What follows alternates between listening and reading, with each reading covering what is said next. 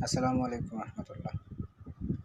Yusuf job একাডেমির পক্ষ থেকে জানাই সকলকে শুভেচ্ছা।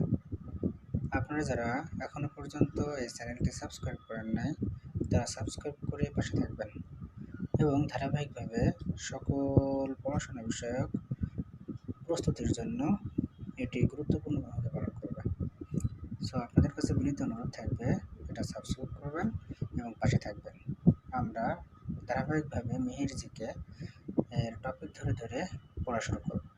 আজকে আমরা বাংলাদেশ বিষয়াবলীর অল্প একটু অংশ পড়ব।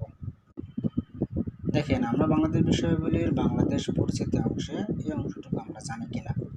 বাংলাদেশের সাংবিধানিক নাম পিপুলস রিপাবলিক অফ বাংলাদেশ, অর্থাৎ এর অর্থ হলো গণপ্রজাতন্ত্রী বাংলাদেশ।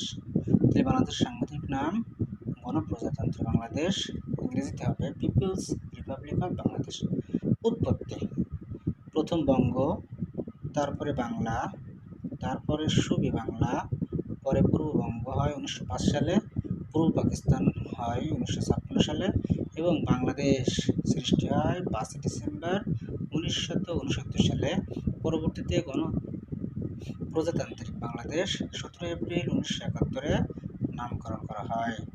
সাংবিধানিকভাবে গণপ্রজাতন্ত্রী বাংলাদেশ হয় 16 ডিসেম্বর 1971 সালে। আমরা মুখস্থ রাখবো, সাংবিধানিকভাবে গণপ্রজাতন্ত্রী বাংলাদেশ কত তারিখে? 1972 সালের 16 ডিসেম্বর। ঢাকা এ পর্যন্ত 5 বার রাজধানী হয়। কয়বার? 5 বার। কত সালে? 1610, 1660, 1905, 1947, 1971 সালে। বাংলাদেশের বাণিজ্যিক রাজধানীর নাম কি? উত্তর হবে চট্টগ্রাম। বাংলাদেশের বাণিজ্যিক রাজধানীর নাম চট্টগ্রাম। স্বাধীনতা দিবস এবং জাতীয় দিবস।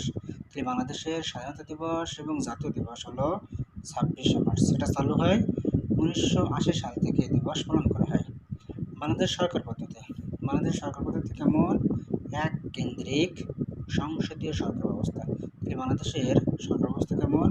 এক কেন্দ্রিক সংসদীয় সরকার ব্যবস্থা। আমাদের রাষ্ট্রভাষা বাংলা। এটা কত নম্বর অনুচ্ছেদে আছে? সংবিধানের 3 নম্বর অনুচ্ছেদে আছে। কত নাম্বার? 3 নাম্বার। তাহলে বাংলাদেশের রাষ্ট্রভাষা বাংলা, সংবিধানের 3 নম্বর অনুচ্ছেদে আছে। এবং আমরা বাংলা জাতীয়তা হিসেবে বাংলাদেশের রাষ্ট্রপ্রধানকে রাষ্ট্রপতি। বর্তমান রাষ্ট্রপতি মোহাম্মদ শাহাবুদ্দিন। কততম?